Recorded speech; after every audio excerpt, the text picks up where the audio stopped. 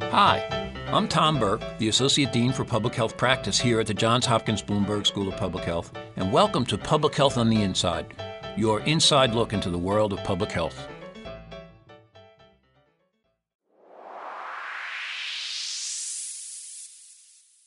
Today I want to introduce you to a friend and a real leader in public health.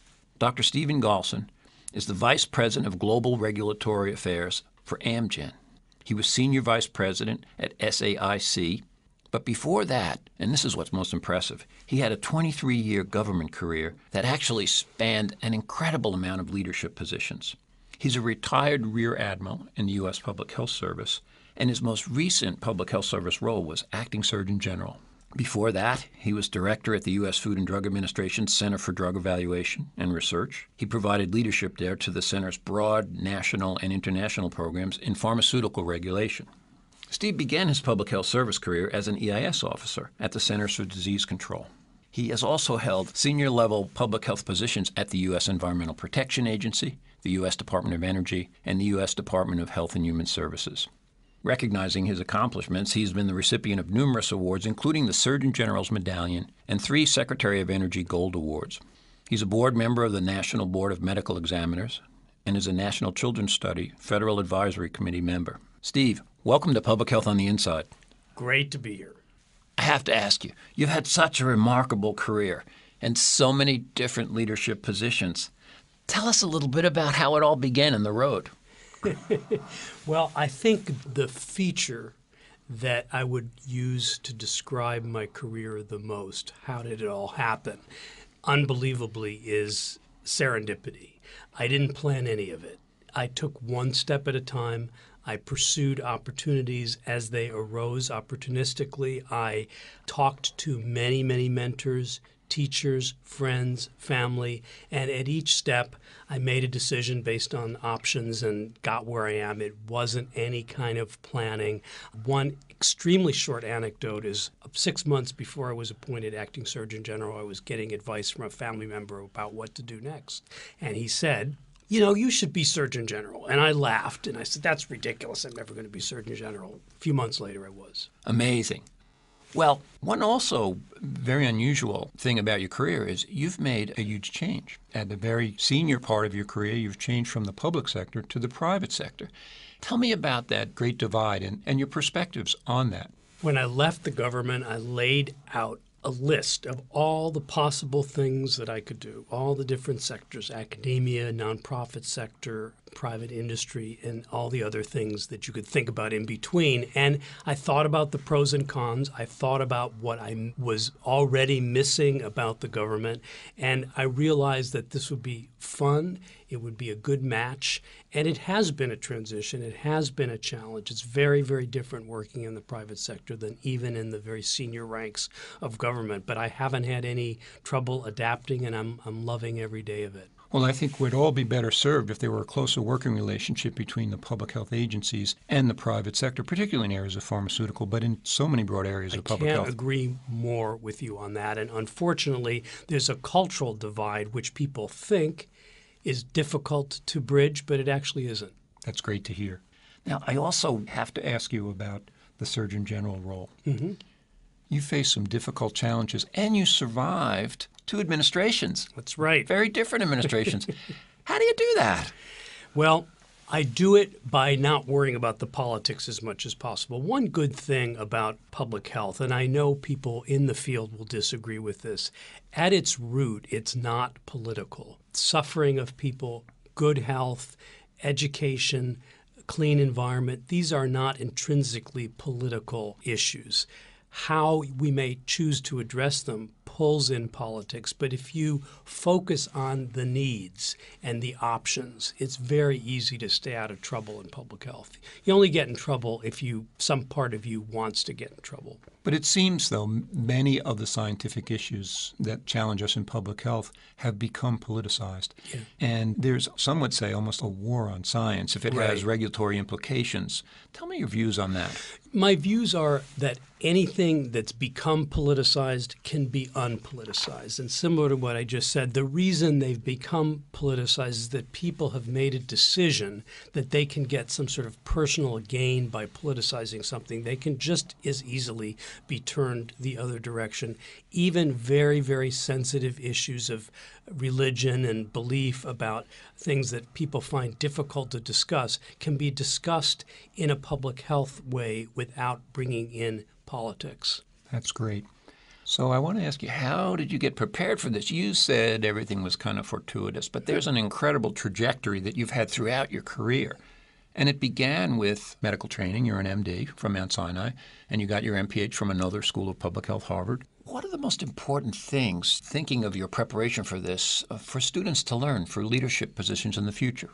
Well, it's a good question because I do believe, serendipity aside, that opportunities come to people who are well prepared. I didn't plan the preparation, but I did have a strong science background out of university, medical school, and then a school of public health. So I do think, particularly in a global competitive environment, formal education and technical training is very, very important. For public health, of course, it doesn't have to be medicine, but you've got to be technically trained in something that'll help you show leadership and be able to come up with creative ideas that will solve problems. So I think the education is important. The other part of it is paying attention to the non-technical skills in a serious way. What does it mean to be a leader? What does it mean to be able to communicate well? How do you convince people of your ideas? How do you lead groups? How can you help a group of people solve a problem? I've paid attention to those issues and studied them, and I think that's helped as well. So tools well beyond science that are competencies that are essential to public health leadership. And that are frequently lacking in people with technical training, unfortunately. Now, you haven't been afraid to take risks. A lot of people would get a really cool job, like your EPA job or your FDA job, and stay there. But you weren't afraid to take risks and move around. I've always been a risk taker. It challenges me. It gets me going in the morning. It helps me drive towards learning more. And it is true that if you're not willing to take any risks, it's difficult to get ahead. So in this broad portfolio of achievements, When did you have the most fun? People ask me these type of prioritization questions all the time. I try to have fun in everything that I do. There were fun moments and portions of every single job I've had. There have been tough times. I think I haven't had a job where I haven't thought this is a mistake and I've got to do something else. But then, the sun comes out the next day and everything's fine. So there's not one that is most fun. I think the Surgeon General job gave me a special thrill in terms of influencing thousands of people and meeting thousands of people in a short period of time that I'm sure I won't be able to reproduce quite like that. I agree with you. Surgeon General's a pretty cool job. But so have so many of your jobs really been influential at times in history that were important. I feel incredibly lucky with that. There is some luck to it and being in the right place at the right time. But it's been a thrill, a second, and I can recommend a career in public health to anyone who wants to keep a lifelong of learning and lifelong of helping people at the top of their priority list. You were the nation's doctor during the emergence of our most recent pandemic, H1N1. Tell me about what that was like. Well, this was at a point, as you recall, where there was a transition of administration. So we had a new team coming in, and there were not a lot of people with deep experience. I remember the first day that Secretary Sebelius came into HHS, I was sitting next to her at a staff meeting talking about H1N1. So the administration did rely a lot on people that had experience in public health and in public health emergencies. That was gratifying. But this was such a big deal that it was really all hands on deck. So I helped, but I just played a small part compared to the teams at CDC, the teams at WHO. Everyone was doing everything possible that they could to inform people about what was happening, reduce any chance of panic, and then make the important decisions about vaccination, vaccine production that were necessary and were made at HHS at that time. But you not only did you have to speak to the nation, but you had to speak to the administration every day as we track the surveillance and track the growth of the epidemic. Yeah. That went remarkably smoothly, and it gives me an opportunity to just very quickly say that I do think the nation learned a lot of important lessons from 9/11, and there are cynics out there, but I think the exercising, the procedures that were set up, they allowed the government to react in a calm way to H1N1 because we'd been through this previous crisis and had been planning for something like this for quite some time. So tell me about your current job.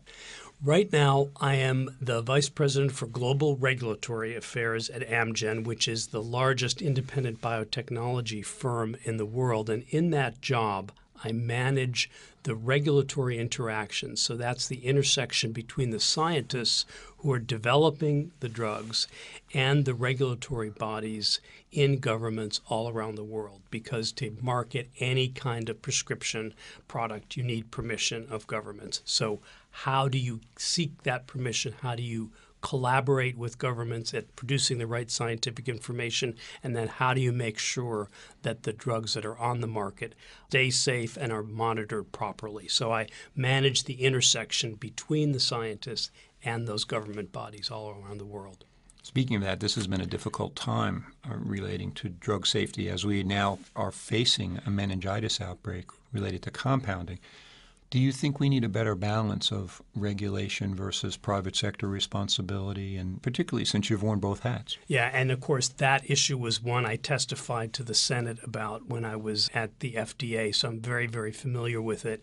I do think that there is what can only be described as a loophole in our safety net around medical products, and that has to do with compounded drugs. I'm also very concerned about dietary supplements. People are spending billions of dollars every year on products that don't meet the regulatory standards that FDA requires for drugs, and it's not doing us any credit, and there may be serious risks like the meningitis outbreak. So, Steve, each year when I meet the new students here, I give them an index card, and I ask for certain basic information, but one of the things I ask them is to tell me what their dream job is in public health.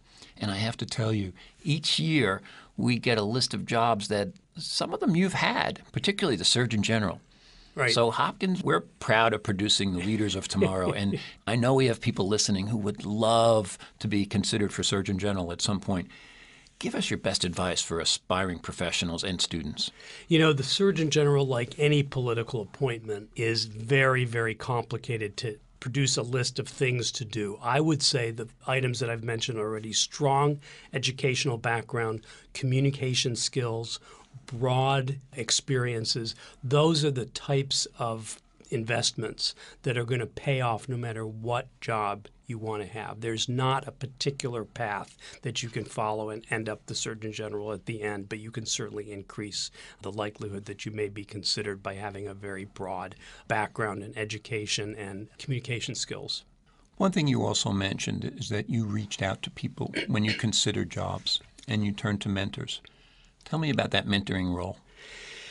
I have a lot of mentors. I've relied on people throughout my career to help me, from my own children to my parents to people that I've come across in my educational work, or even people that I've met on the street, the person who does dry cleaning for me.